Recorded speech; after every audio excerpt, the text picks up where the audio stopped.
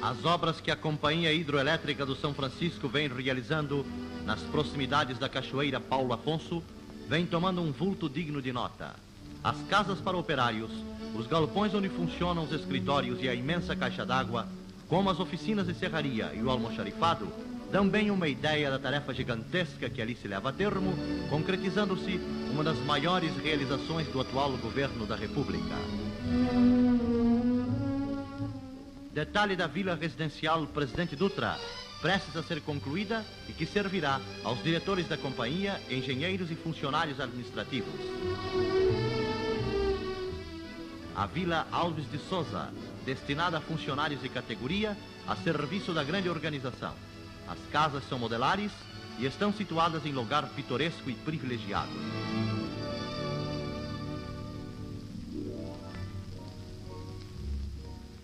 A Companhia Hidroelétrica atenta com especial carinho para a assistência social, conforme o comprova a escola quase concluída e destinada aos filhos dos operários da companhia. O prédio é sóbrio e dispõe de instalações completas. Os congressistas em visita às obras da Companhia Hidroelétrica de São Francisco percorrem o edifício escolar recolhendo excelente impressão.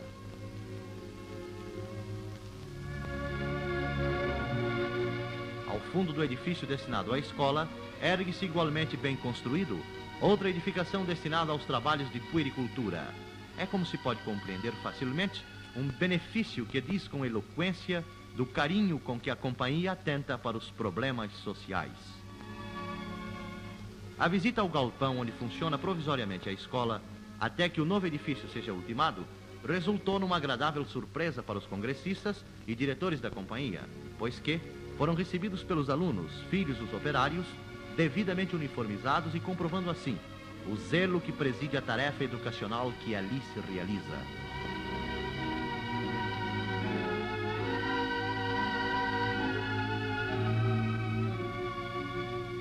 O senador Apolônio Salles, um dos integrantes da comitiva, aproveita então o ensejo para dirigir palavras de incentivo aos alunos, esclarecendo-os sobre a missão que cabe aos homens e mulheres de amanhã.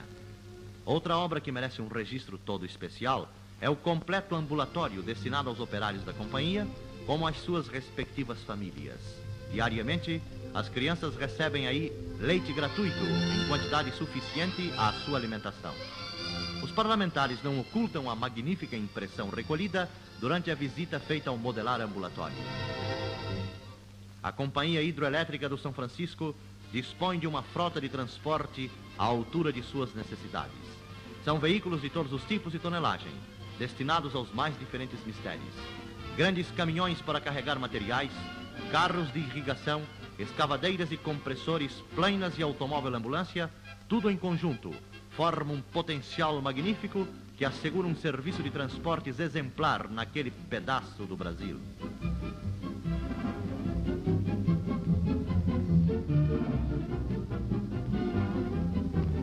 Estamos agora às proximidades da poderosa usina de 5.000 kW, já terminada. É um dos cometimentos maiores do Ministério da Agricultura e que atesta o labor intenso que lhe marca a ação construtiva.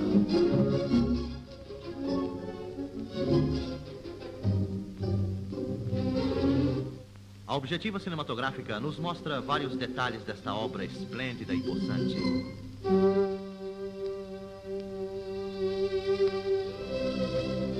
Os parlamentares têm, então, ensejo de percorrer detida e cuidadosamente todas as dependências dessa realização da Companhia Hidroelétrica.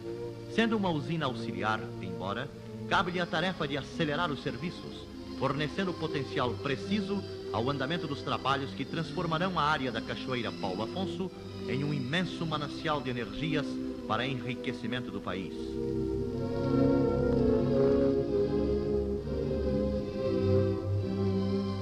Na parte do território baiano, os trabalhos para a construção da barragem já estão ultimados.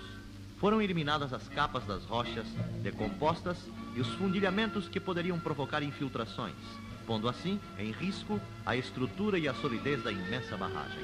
Agora, com as obras realizadas, ficou assegurada a estabilidade ao conjunto da barragem oeste, com os seus 800 metros de extensão.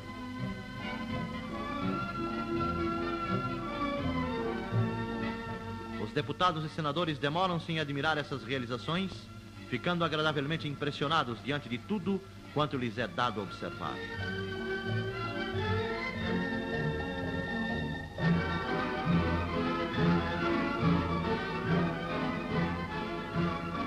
Também na parte do estado de Alagoas, as obras vão num crescendo animador.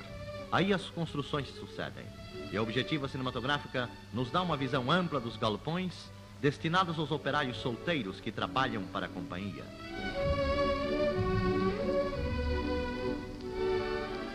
Os trabalhadores casados dispõem de casas com todos os requisitos indispensáveis. São construções que oferecem conforto e higiene aos seus moradores. A construção de galpões para os mais diversos fins é febril do lado alagoano, conforme nos mostra o cinematografista que acompanhou a comitiva de parlamentares em sua visita à Cachoeira Paulo Afonso. Os trabalhos do lado alagoano prevêem a construção da ensecadeira, que tornará possível o desvio do rio para a construção da barragem no braço principal do São Francisco, sem inflacionar os demais setores da gigantesca e patriótica realização. Para que se faça um juízo da importância e do relevo técnico desse cometimento, basta acentuar que serão consumidos nesta obra 2.000 sacos de cimento diariamente. Toda a barragem, com seus 4 quilômetros, está atacada, inclusive o preparo das ensecadeiras para atender à construção das comportas. Embora estejamos na época da vazante, ainda assim o espetáculo dado ver aos visitantes da rica e futurosa região é realmente grandioso, emocionando e surpreendendo de maneira profunda.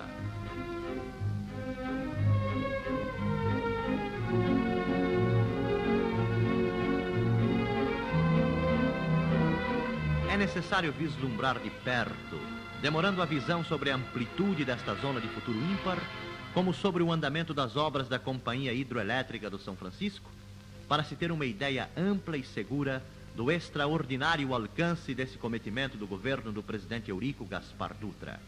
As obras, que ora são levadas a bom termo na Cachoeira Paulo Afonso, revestem-se de uma importância econômica realmente notável.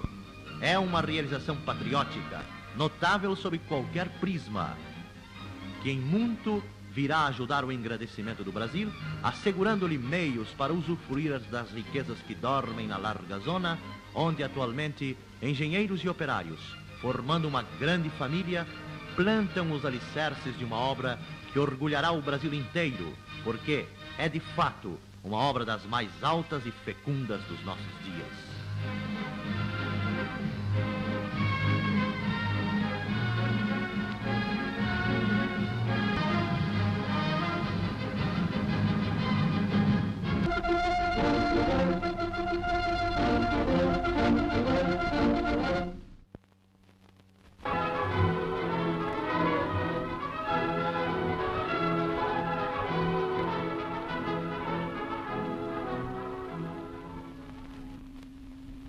Aqui está o caminho que nos leva ao Baixo Sertão do São Francisco, o coração do Nordeste brasileiro.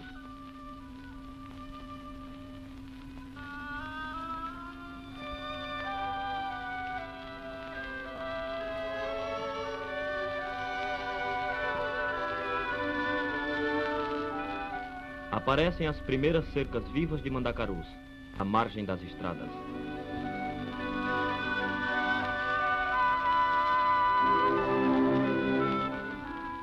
Na curva do caminho surge o homem do sertão. É o vaqueiro nordestino, representante de uma raça que, pela sua têmpera, pela sua coragem e resignação, afronta a agressividade da natureza. Pode-se notar que de couro é a sua roupa. Somente assim ele encontra proteção contra os espinhos e contra os carrascais.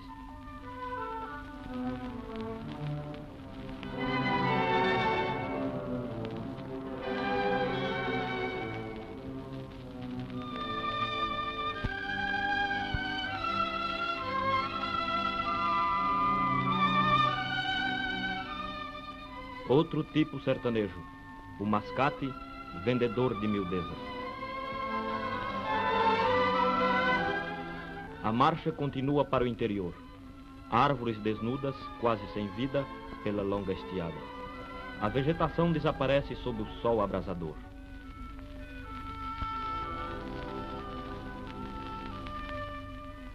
O gado que não suportou a canícula procura a primeira sombra. As umburanas não resistem. Somente a macambira, num terrível contraste, permanece verde.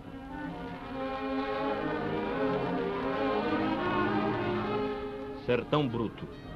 A vegetação é marcada pelos espinhos. Ao fundo, um serrote de arenito em desagregação. E pelas campinas ressequidas, emas pastam tranquilamente. Surgem os facheiros, braços levantados para a amplidão. Existem outros trechos revestidos inteiramente de pequenos seixos rolados. Essa flora se estende pelo interior, atestando que nessa terra somente viveriam cactáceas, somente espinhos, somente o emaranhado dos chiques-chiques e dos alastrados.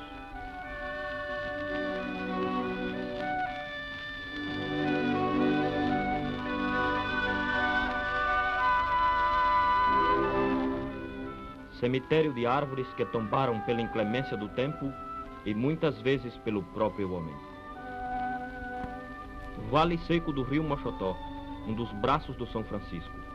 Nas longas estiadas, a família sertaneja vai matar a sua sede num poço d'água salobra, aberto no leito do rio. No leito enxuto do riacho, a carcaça de uma res que tombara de inanição.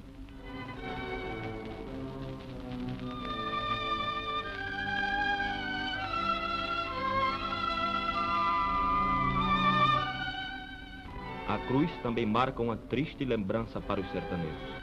As cabras do Mochotó representam uma raça definida pela segregação natural através do tempo. Aparece uma surpresa, o oásis. A exuberância dessas palmeiras demonstra que ali está a força da terra, a esperança do homem. Sinal de que não está longe o grande rio Mediterrâneo, o São Francisco. No verão, as caraibeiras floram de roxo e amarelo.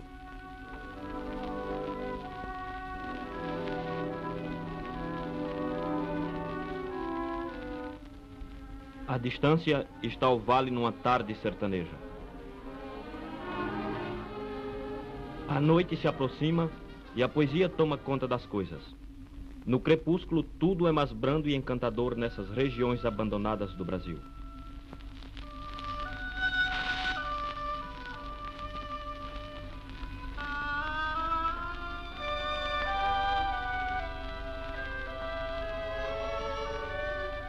Finalmente, avista-se o rio lá na distância, com suas praias solitárias.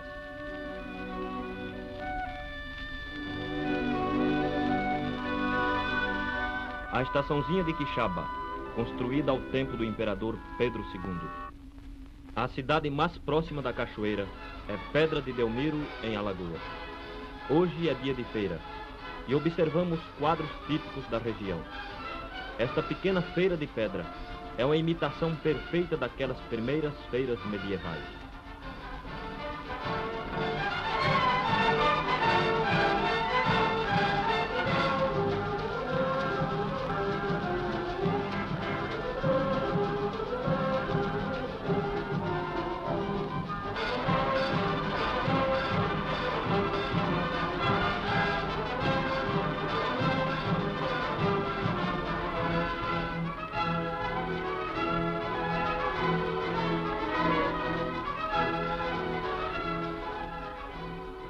E no instante, estamos à beira do São Francisco, junto à cachoeira de Paulo Afonso. Para se chegar propriamente à grande cachoeira, toma-se o vagonete que corre sobre o despenhadeiro.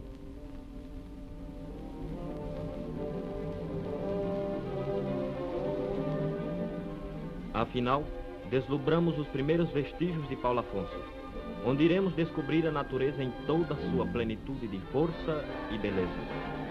No começo é a neblina que se levanta pelas águas que batem no rochedo. Depois, surgem as águas volumosas, desabando nas diversas fases e aspectos da cachoeira. Paulo Afonso, um mundo de águas, uma sinfonia de força e esperança. Coletora das energias do São Francisco, ela arranca a sua potencialidade do interior de Minas. Acumula os da zona oeste da Bahia. Recolhe as de quase todo o estado de Pernambuco, avulta em Alagoas, e vai culminar entre Bahia e Alagoas, para desdobrar-se entre esse estado e o de Sergipe, até perder-se no mar oceano, já cansada de roer terras e demolir rochedos. A sua garganta acumula um potencial hidroelétrico de 640 mil cavalos vapor. A força viva do grande rio nordestino é o ato final da luta secular em que se empenhou a serpente líquida descomunal para libertar-se do aprisionamento granítico de umas colinas que lhe não resistiram. Eras virão em que os povos correrão em chusma sobre essas ribanceiras. Esses altos barrancos serão um dia decorados de frutíferos jardins. Numerosas povoações branquejarão por essas ribeiras, e vozes alegres retumbarão onde hoje sovreina um profundo silêncio.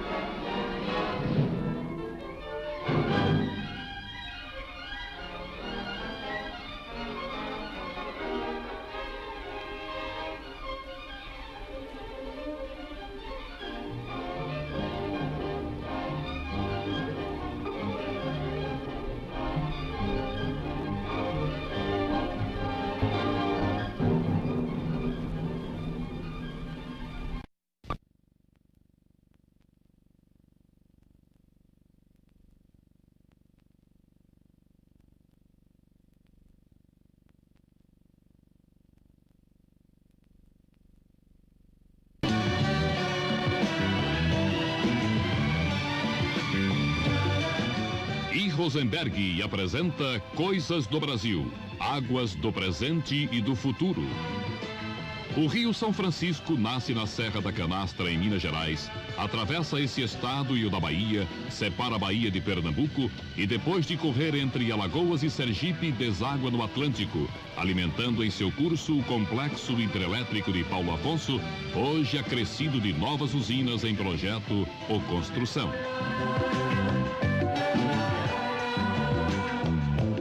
O complexo hidrelétrico da Companhia Hidroelétrica do São Francisco, Chesf, localizado no Velho Chico, inclui as usinas de Paulo Afonso 1, 2 e 3 já em operação e as usinas de Mochotó em fase final de construção, Paulo Afonso 4 e Sobradinho em fase adiantada de construção e Itaparica em início de obras. Paulo Afonso 1, 2 e 3 somam juntas uma capacidade de geração de 1,5 milhão de quilowatts. Mas com o Nordeste crescendo as taxas dos últimos anos, é necessário assegurar o contínuo crescimento do seu sistema gerador hidrelétrico, o que será obtido com a conclusão das obras em construção e projetadas.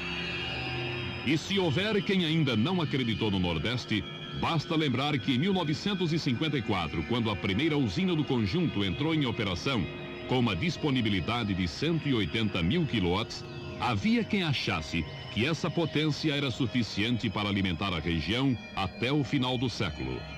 Hoje, a energia gerada em Paulo Afonso movimenta a indústria, ilumina cidades, eleva o padrão de vida do povo nordestino. E o trabalho de dirigentes, engenheiros, técnicos e operários não cessa para garantir a continuidade dos planos elaborados com o objetivo de se manter constante o ritmo do desenvolvimento do Nordeste. Para assegurar o fornecimento da água necessária à movimentação das turbinas que acionam os geradores de energia elétrica, é necessário garantir um mínimo de vazão das águas do rio, regularizando o Velho Chico. A construção do reservatório de Sobradinho, o maior lago artificial da América do Sul, que só perde em superfície para o Titicaca, situado nos Andes, entre o Peru e a Bolívia, representa a garantia de que as usinas do complexo hidrelétrico da Chesf, no São Francisco, continuarão dando ao Nordeste a energia de que precisa.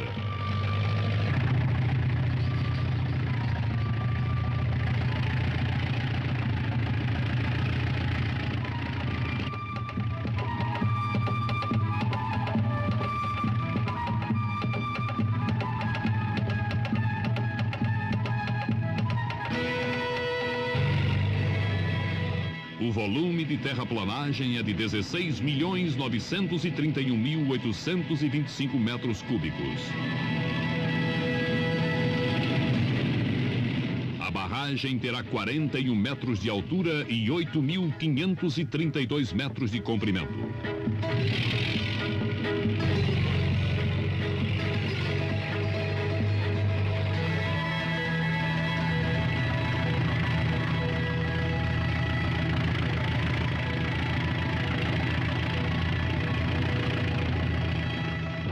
A usina hidrelétrica de Sobradinho somará 1.050.000 quilowatts à potência atual do complexo da Chesf no São Francisco. A casa de força em construção representa uma etapa importante da obra.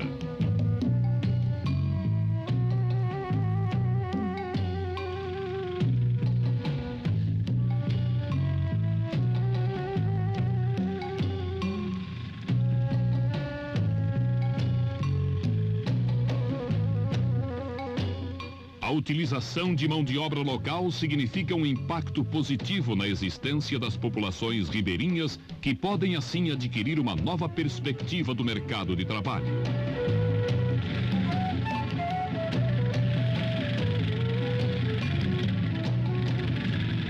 A construção da barragem compreende os vertedouros por onde se escoará o excesso de água, a fim de se manter a represa nos níveis desejados. As ensecadeiras mantêm afastadas as águas do Velho Chico. Assim que a explosão demolir o obstáculo oposto à corrente do rio, as águas serão desviadas para a margem direita, para que principiem as obras do vão central da barragem, com 300 metros de largura.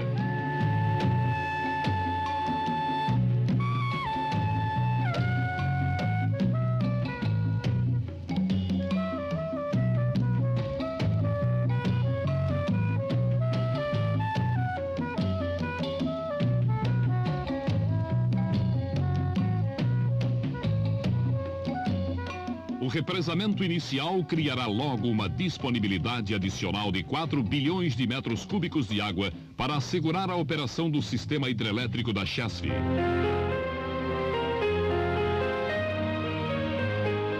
A solenidade de abertura das comportas e ensecadeiras da barragem de Sobradinho foi presidida pelo vice-presidente da República, Adalberto Pereira dos Santos, e contou com a participação do ministro das Minas e Energia, Shigeaki Ueki, do presidente da Eletrobras, Antônio Carlos Magalhães, do presidente da Chesf, André Dias de Arruda Falcão Filho, de diretores da empresa Holding e da subsidiária e de governadores de estados nordestinos.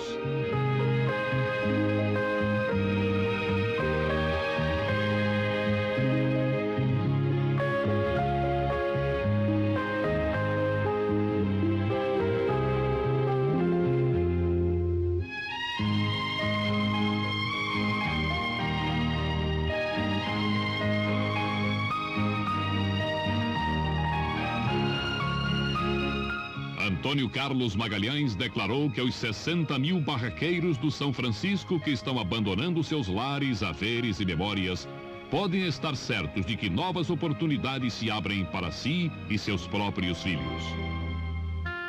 O diretor Eunápio Peltier de Queiroz explanou os detalhes técnicos da obra, enfatizando o caráter de Sobradinho como regularizador do São Francisco.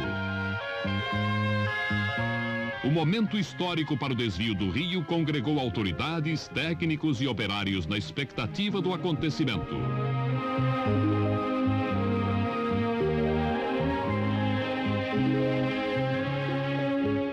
O vice-presidente da República aciona por fim o dispositivo que fará as águas mudarem de rumo.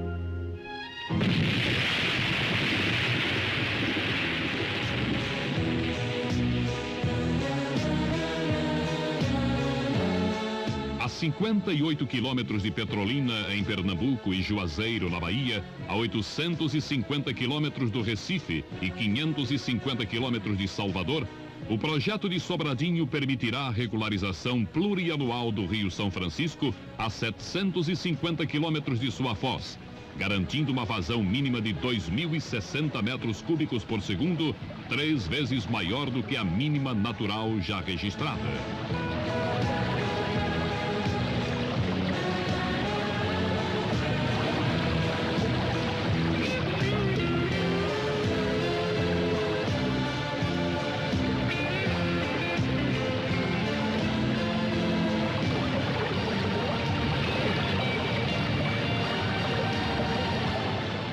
As águas do São Francisco se encontram provenientes de duas direções.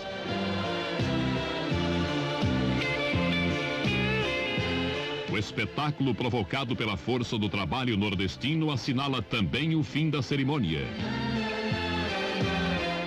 O vice-presidente da República deixa o local, acompanhado pelos que assistiram a mais um importante momento na vida do velho Chico.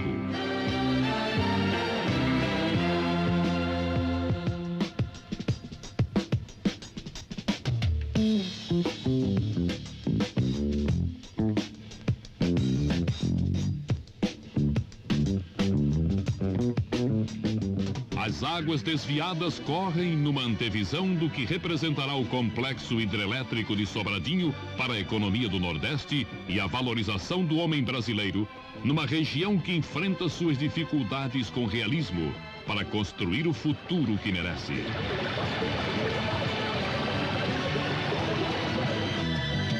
Parte desse futuro depende das águas do São Francisco, o velho Chico que se torna mais uma vez presente para dar energia ao nordestino.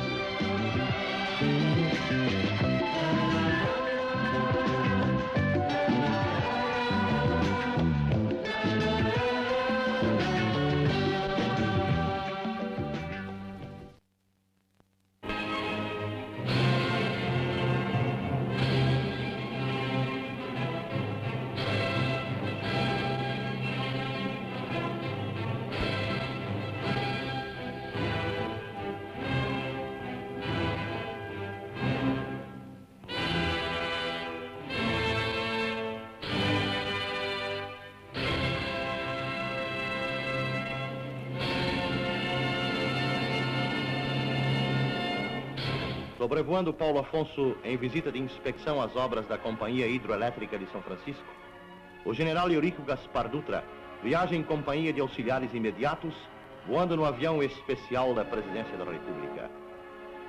É esta a quarta vez que o chefe do governo visita a grandiosa realização que dará ao Brasil uma das mais poderosas usinas de energia elétrica do mundo. Cerca de 3.600 homens num labor contínuo e que a todos empolga, estão empenhados em dotar o nosso país, em prazo relativamente curto, de recursos progressistas que impulsionarão o progresso de abandonados rincões brasileiros.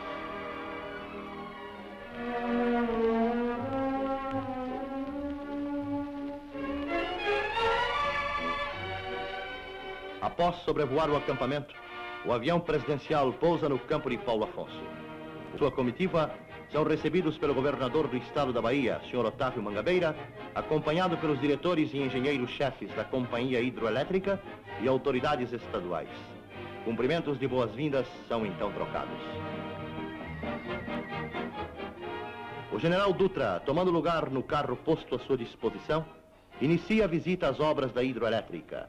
Passando entre alas e colegiais, o presidente da República é festivamente acolhido, bem como os integrantes de sua comitiva.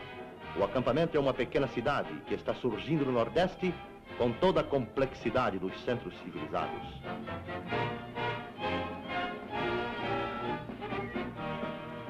A primeira parada é feita na casa dos visitantes, onde estão expostos maquetes e planos das obras em andamento, com localização e perspectivas. O senhor Otávio Marcondes Ferraz, engenheiro-chefe da companhia, orienta os visitantes assinalando previamente os pontos que serão inspecionados.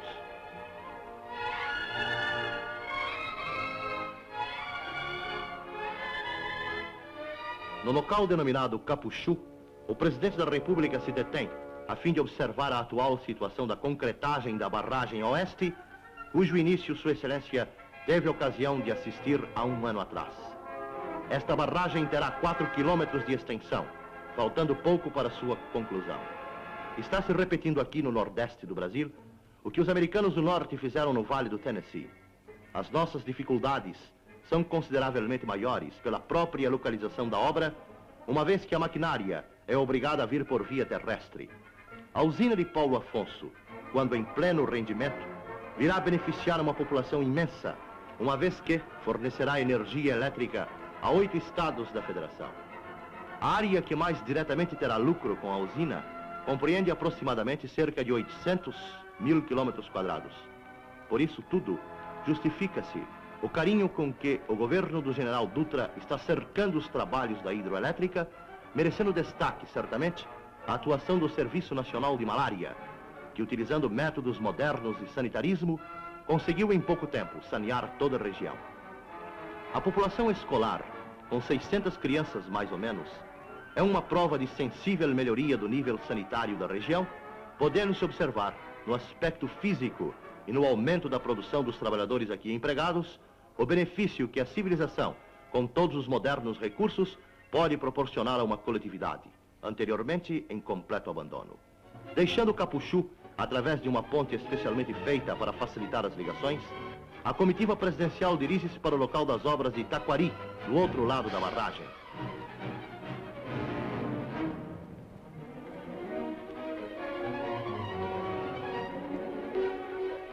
Os engenheiros da hidroelétrica orientam o presidente da República quanto ao andamento dos trabalhos. Serão instaladas 8 comportas para concretagem leste. A usina será subterrânea, numa arrojada concepção da engenharia brasileira.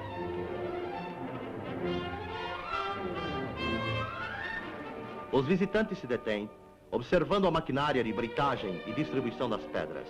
Enormes blocos são fragmentados e cuidadosamente separados, ainda por meios mecânicos em diversos tamanhos. Todos os detalhes desse trabalho podem ser observados. E assim prosseguem as obras no Vale do São Francisco, num ritmo seguro, impulsionadas por homens que estão imbuídos de um sentimento de profundo patriotismo, certos do imenso valor de seu trabalho para o engrandecimento do país.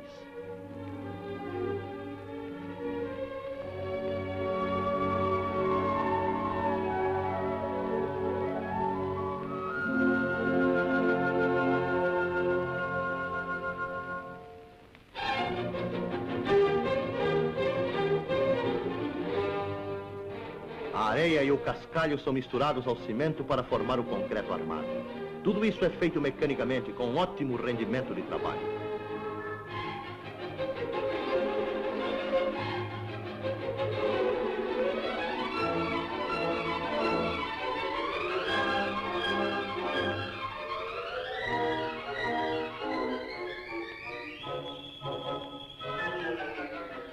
Os visitantes observam agora os trabalhos de perfuração dos poços que levarão às galerias subterrâneas, onde se localizará a usina elétrica.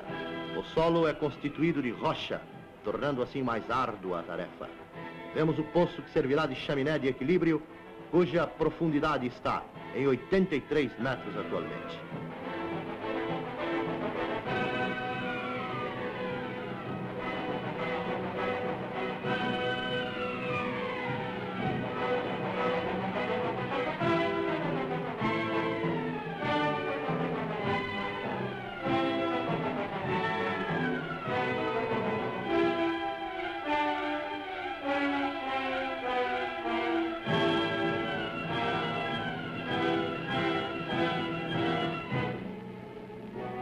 Podemos ver agora a parte do Grand Canyon, que receberá as águas que sobrarão das comportas.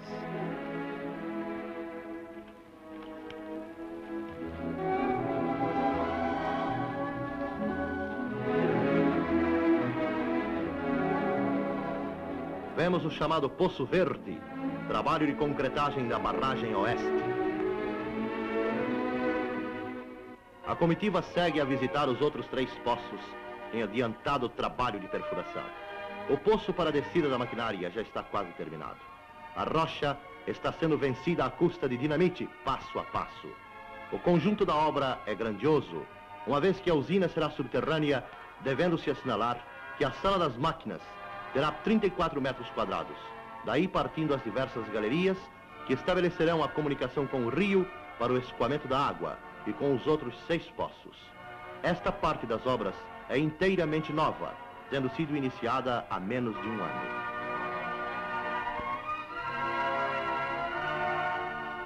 Pequena multidão está trabalhando no Vale do São Francisco. A intensidade do trabalho é notável. E todos esses guindastes, tratores e máquinas, as mais diversas, são provas incontestes do ânimo de que todos estão possuídos.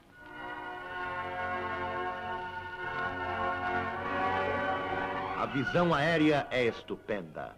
verdadeira colmeia trabalha para que as quedas de Paulo Afonso, fontes inesgotáveis de riqueza para o Brasil, possam ser muito em breve devidamente aproveitadas.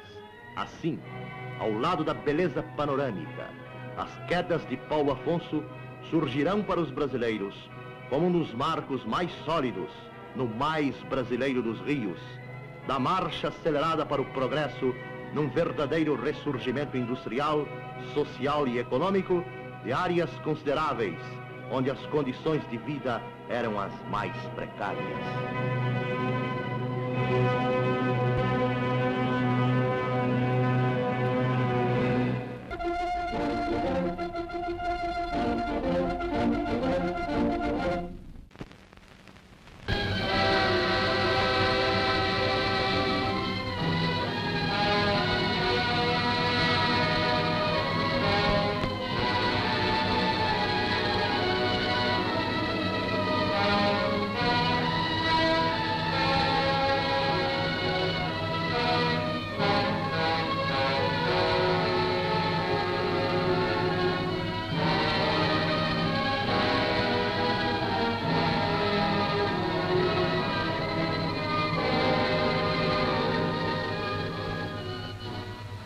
Desde sua nascente, a mais de 1000 metros de altitude na Serra da Canastra, em Minas Gerais, o Rio São Francisco percorre 3.161 quilômetros para atingir ao Oceano Atlântico.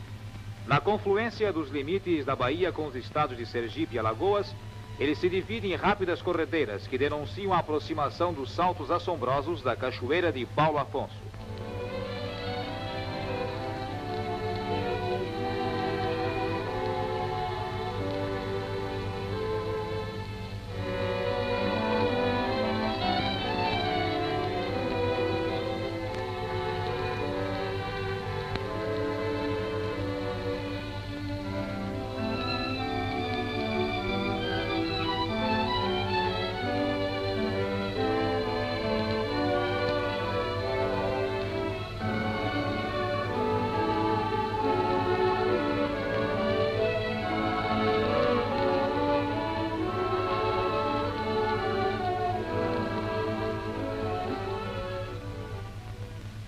Não comentaremos a poesia nem a força imensa das cascatas.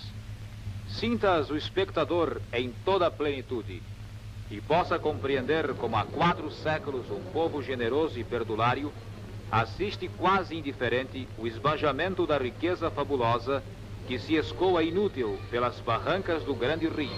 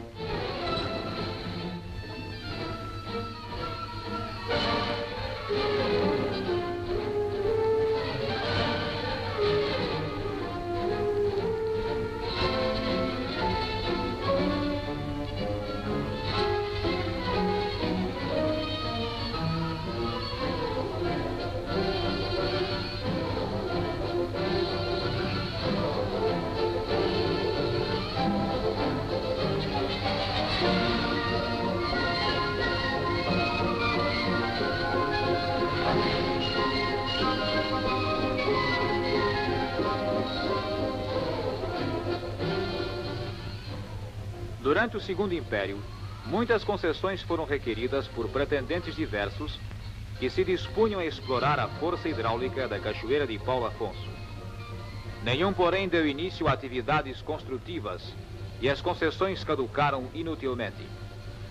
Já na República, em 1913, o grande e malfadado pioneiro Delmiro Gouveia conseguiu aproveitar na margem alagoana pequena parcela da potência da cachoeira e utilizá-la na sua fábrica de linhas de cozer. Coube, porém, ao Ministério da Agricultura a iniciativa do movimento tecnicamente organizado que se transformou na Companhia Hidroelétrica do São Francisco, que veio resolver definitivamente o assunto.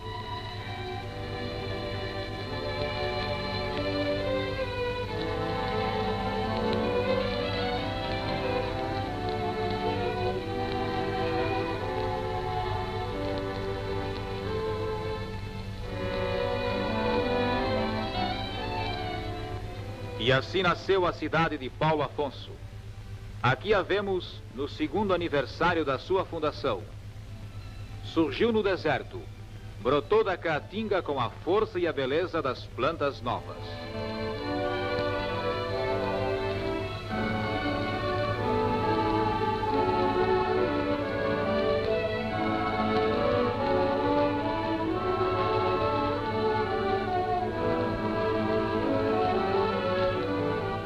O visitante que chega a Paulo Afonso percebe de pronto o padrão de vida e o elevado moral de que está a população possuída. É que a ela não faltam aí, em pleno sertão, os fatores materiais e espirituais que elevam e estabilizam a consciência dos homens de trabalho. A cidade possui mercado, igreja, clubes e até um banco. A meio caminho, na estrada entre Salvador e Recife, está ligado ao mundo pelo telégrafo e pela radiotelefonia. Uma linha comercial de aviação mantém um serviço regular com aviões Douglas que escalam diariamente no aeroporto local. Há um hospital com todos os serviços médicos e dentários e até ambulância. Está servida por distribuição de água tratada e clorada. E uma rede de telefones automáticos pode ser ligada pelo rádio aos escritórios das cidades de Recife, Salvador e Rio de Janeiro. Um restaurante popular fornece bandejas aos operários e funcionários por preço ínfimo e proporcional aos seus vencimentos, e há um curioso sistema de transporte urbano. Não se assustem, o serviço de ônibus é gratuito em Paulo Afonso.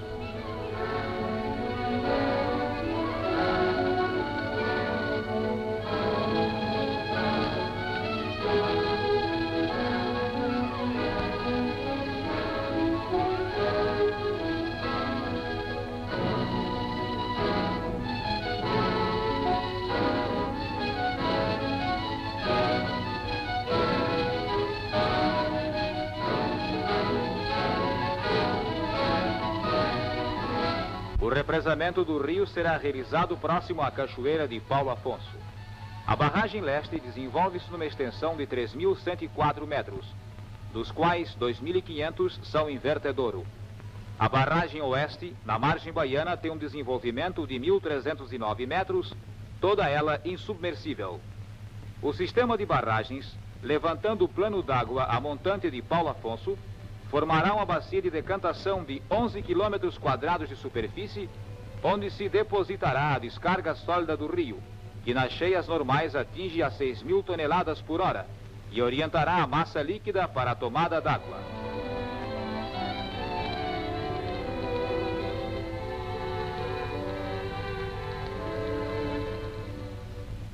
A travessia dos diversos braços do rio será feita com a barragem de comportas, sendo 10 no braço principal, 8 no braço do quebra e 8 no braço do taquari. Estas comportas serão suportadas por pilares de 3 metros de largura com uma passarela no topo, onde serão instalados os guinchos de manobra. Uma passarela mais leve correrá ao longo de toda a parte em vertedouro da barragem, formando um acesso às comportas instaladas nos diversos braços. A fotografia dá conta do adiantamento das obras em meados de janeiro do ano de 1951.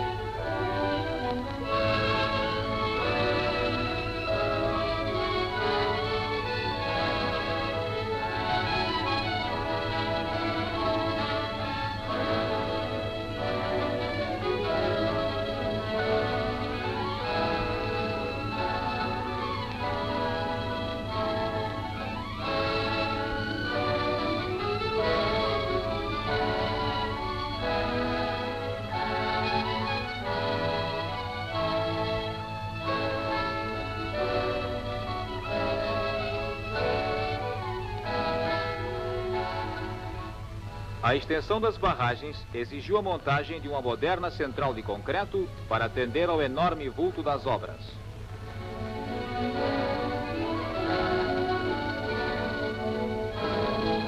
Os 3 tubos adutores alimentarão na usina subterrânea 3 turbinas Francis conjugadas a geradores de 60.000 kW. Os tubos de sucção convergem para a chaminé de equilíbrio exagerada no desenho, de onde parte o tubo de descarga de 110 metros de extensão, despejando na parte baixa do cânion.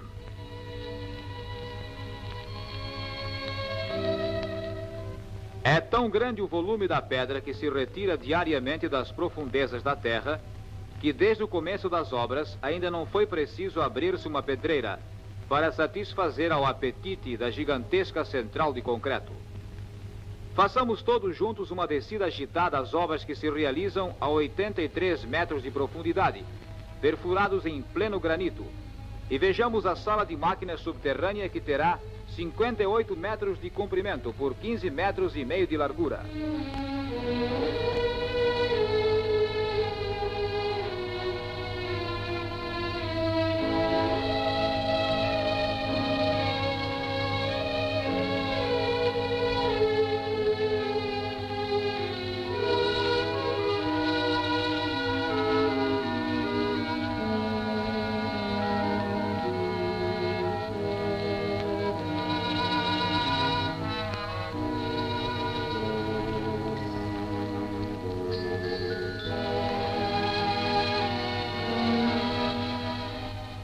Na tomada d'água, os túneis adutores têm 4 metros e 80 centímetros de diâmetro.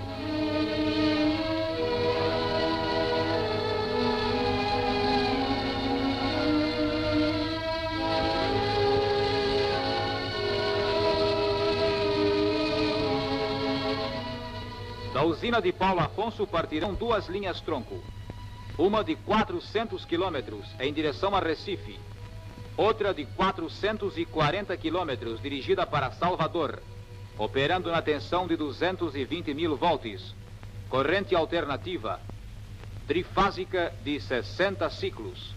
Subestações irradiarão uma rede de distribuição de 1.400 quilômetros, operando na tensão de 66.000 volts, servindo as principais cidades dos estados da Bahia, Pernambuco, Sergipe, Alagoas e Paraíba.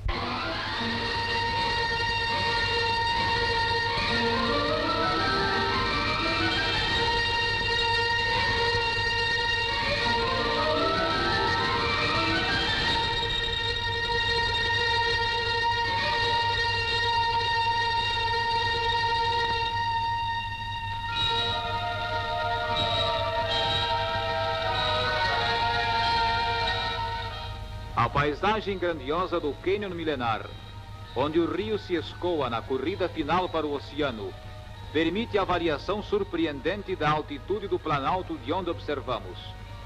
E lá embaixo, entre as escarpas dos desfiladeiros, a água parece agora cantar, na alegria vibrante das corredeiras, o hino de glória ao patriotismo dos homens que estão recuperando o Nordeste.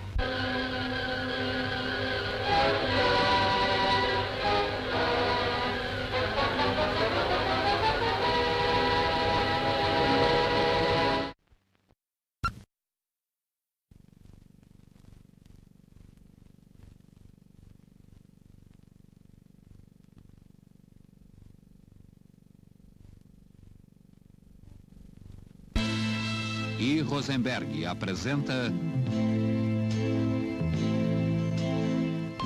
uma nova abolição. Da série Coisas do Brasil. Equipe técnica: imagens Miroslav e Hélio. Assistentes Oliveira, Veloso e João. Montagem Floriano Peixoto. Coordenação Eleusa Martins. Diretor de redação, Paulo Mendes Campos. Narração, Sérgio Chapelin. Direção-geral, Rosenberg. Herói e vítima. O homem. Os barranqueiros do Baixo São Francisco.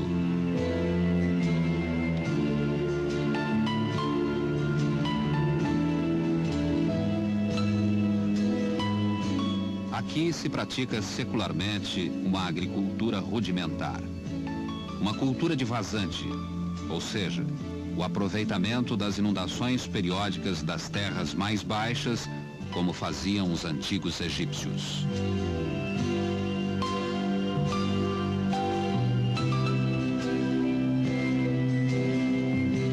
Entre o minifúndio e o latifúndio, o lavrador humilde fica entre a cruz e a caldeirinha.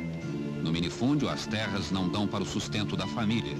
No latifúndio, explora-se a terra pelo sistema de meação, na qual cada meeiro recebe para produzir uma parcela também insuficiente à subsistência da família. Cultivando quase sempre arroz, a pobreza destes homens é inevitável. Depois de correr todos os riscos da safra, depois de repartirem o que produzem com o dono da terra, resta-lhes uma sobrevivência árida e penosa.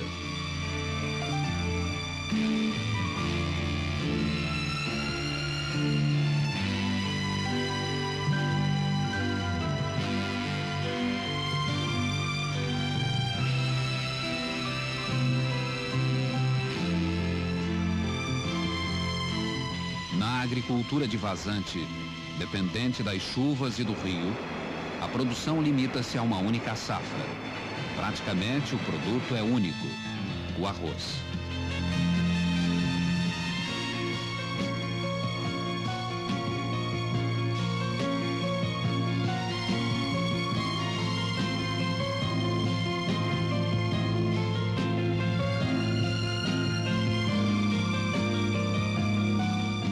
Na entre-safra, nada se produz. O homem some da paisagem, de braços inertes em algum lugar, sem qualquer renda. Paga o preço justo, vou vender. Por isso, também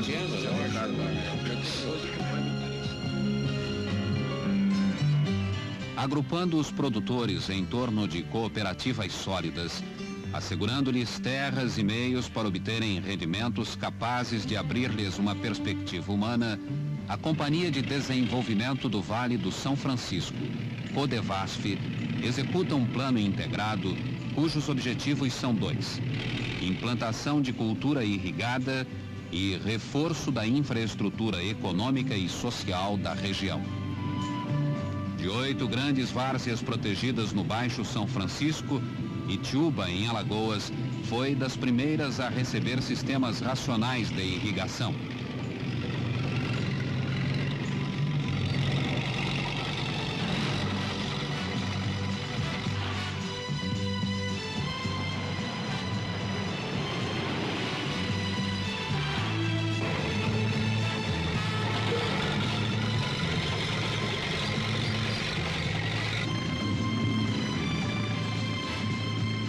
Drenado e saneado o rio, aqui se assentam obras para uma área de mais de 1.000 hectares a ser irrigada.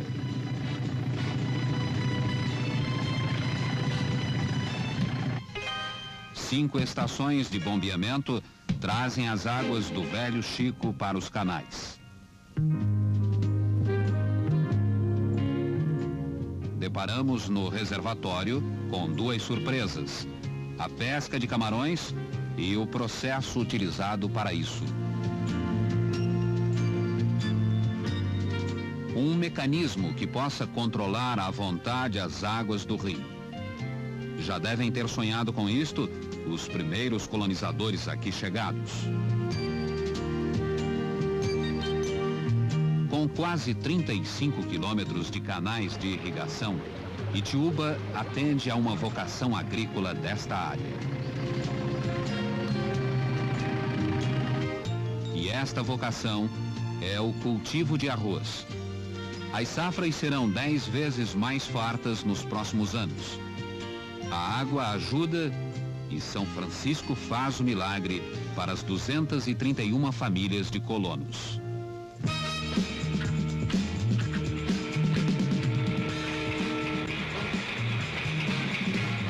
Foi em Propriá, no estado de Sergipe, que começou a transformação das populações que vivem da cultura do arroz, quando se distribuíram aos primeiros 200 parceleiros os terrenos que os fizeram agricultores com o direito de plantar e vender livremente.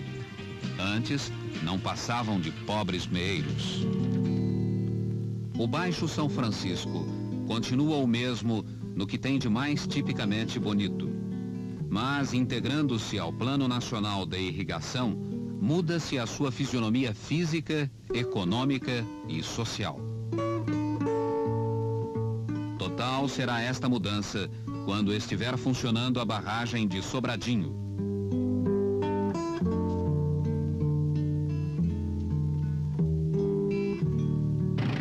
A dragagem faz a toalete do rio. Limpeza antes de tudo.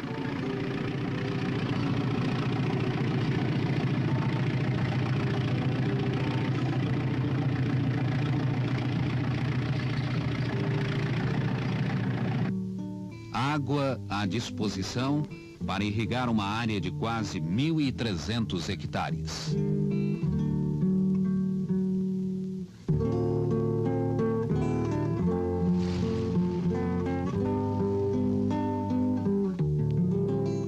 Duas estações de bombeamento e 6 bombas comandam as águas do rio, cuja vazão mínima ficará permanentemente aumentada ao funcionar Sobradinho. 41 quilômetros de canais de irrigação, 55 quilômetros de estradas, 121 mil metros quadrados de diques. Eis o novo município de Propriá, apto a multiplicar a produção de um alimento básico, arroz.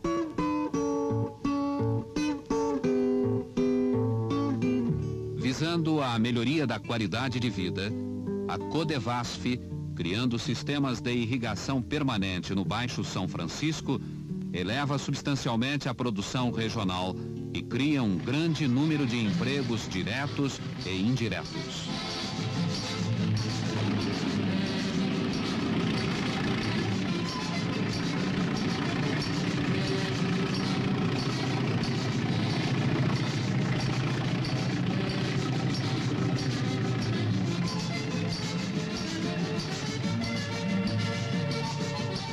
O milho, irrigado, agradece bem.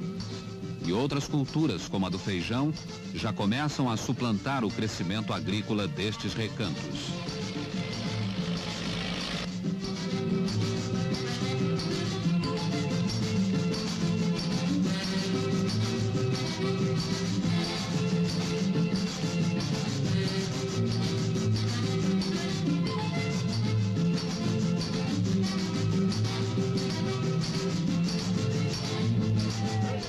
A feira já vive com mais intensidade, mais cores, mais fartura.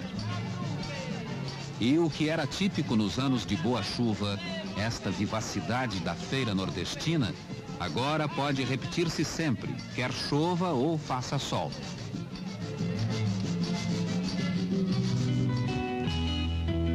Voltam os feirantes. Levam a certeza de que o chão continuará fértil. A plantação dará bons frutos.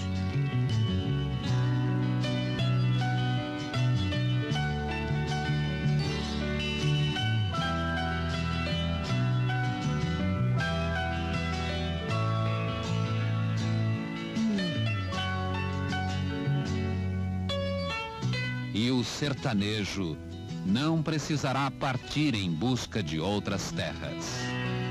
E agora, o São Francisco passa de fato a merecer o nome de Rio da Unidade Nacional. E Rosenberg apresentou uma nova abolição.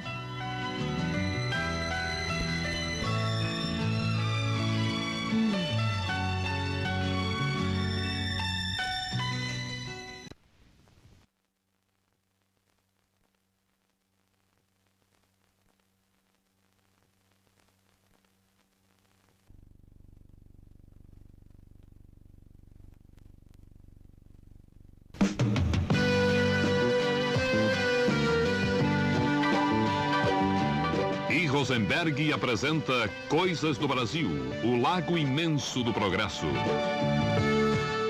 Com 3.000 quilômetros de curso, o Rio São Francisco alimenta hoje um conjunto de usinas hidrelétricas que estão permitindo ao Nordeste superar a barreira do subdesenvolvimento.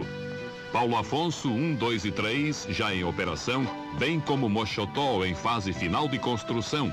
Paulo Afonso 4 e Sobradinho em fase adiantada de construção e Itaparica em início de obras garantirão toda a energia necessária ao desenvolvimento da região. A Eletrobras, por intermédio do seu presidente Antônio Carlos Magalhães, tem assegurado à Chesf, Companhia Hidroelétrica do São Francisco, os recursos indispensáveis à execução do plano energético que está elevando o nível de vida do Nordeste.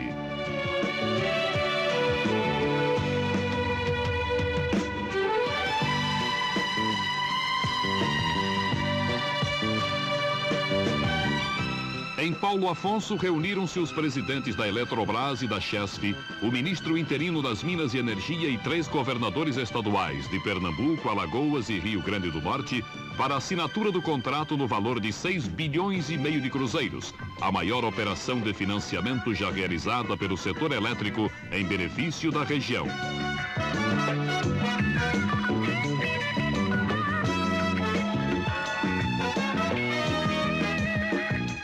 Os financiamentos da Eletrobras à Chesf destinam-se às obras de geração e transmissão de energia elétrica das usinas de Sobradinho, Paulo Afonso 4 e Mochotó, já em estágio adiantado de construção.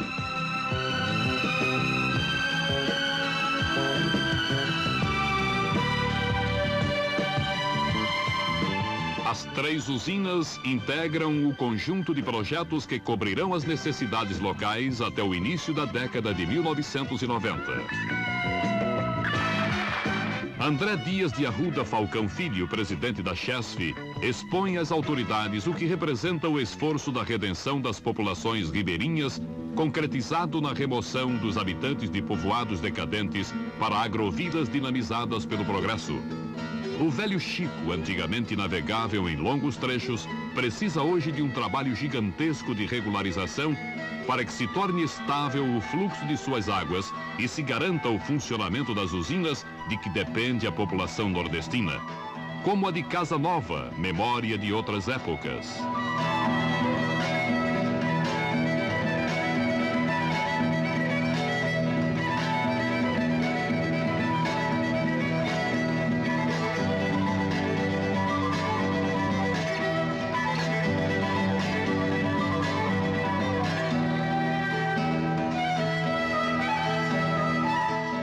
Sento Sé, mergulhada no passado.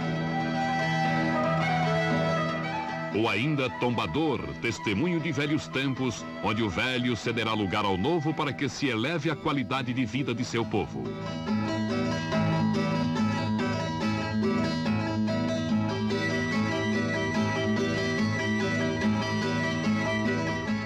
O reservatório de Sobradinho, necessário para alimentar com suas águas as usinas da Chesf no Rio São Francisco, inundará 4 municípios.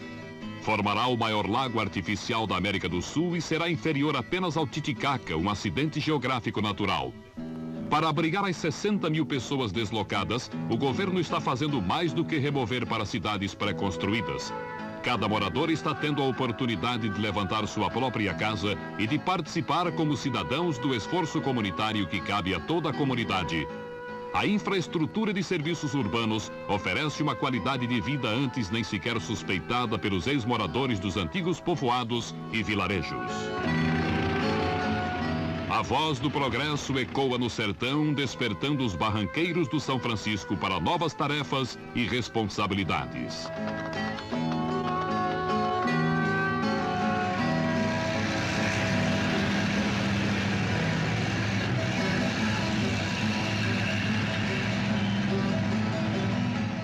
O sertanejo se integra nos novos tempos. As novas agrovilas abrigam agora os que fizeram a história das velhas comunidades.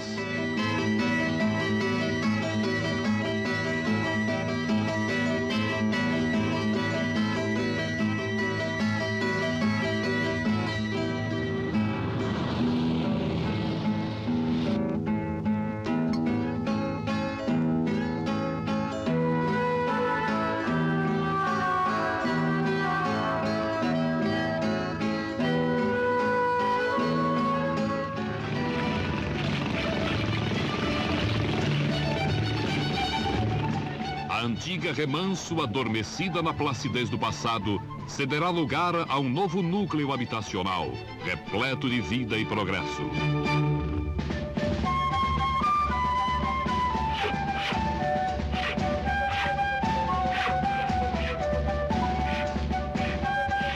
A rotina se recolhe para dar passagem ao dinamismo dos novos tempos.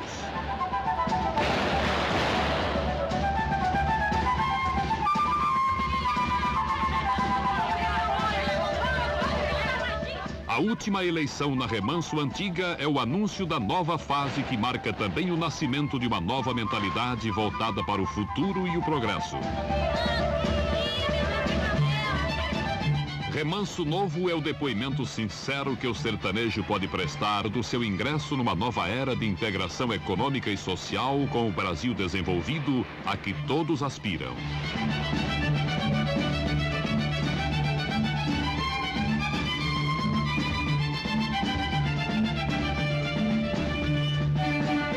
O presidente da Chesf, André Dias Arruda Falcão Filho, sabe que o Nordeste pode contar com o apoio da Eletrobras, presidida por Antônio Carlos Magalhães. Arnaldo Rodrigues Barbalho, ministro interino das Minas e Energia, mostrou o significado da concessão de 6 bilhões e 500 milhões de cruzeiros para as obras da Chesf pela Eletrobras, a empresa holding do Sistema de Energia Elétrica. O Lago de Sobradinho, que regularizará o São Francisco, terá 4.214 quilômetros quadrados, o equivalente a 4 vezes a superfície do antigo estado da Guanabara. A potência instalada da usina hidrelétrica de Sobradinho será de 1.050.000 quilowatts.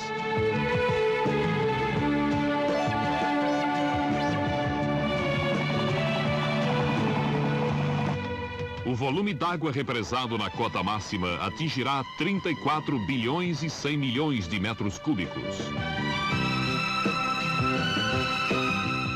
O projeto de Sobradinho representa uma contribuição de alta importância para o desenvolvimento do Nordeste.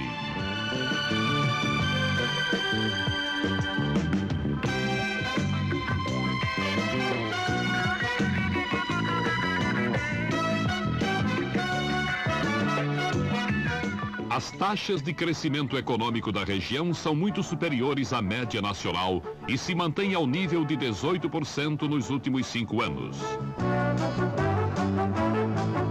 1.302.026 metros cúbicos de concreto estão sendo empregados na obra. O comprimento total da barragem e dos diques será de 8.532 metros. A casa de força do tipo abrigado externa ao pé da barragem medirá 198 metros de extensão por 26,35 metros de largura. Para a construção de Sobradinho, a Eletrobras destinou à Chesf 3 bilhões 593 milhões 909 mil cruzeiros numa primeira etapa. Posteriormente, foi concedido financiamento no valor de 1 bilhão e 655 milhões de cruzeiros. As vilas de São Joaquim, Santana e São Francisco, com suas residências modernas, ruas asfaltadas e jardins, recordam o nascimento do homem novo que está acionando, como as águas do Velho Chico, as turbinas do progresso nordestino. Uma nova geração nasce para a vida, integrada nos padrões contemporâneos.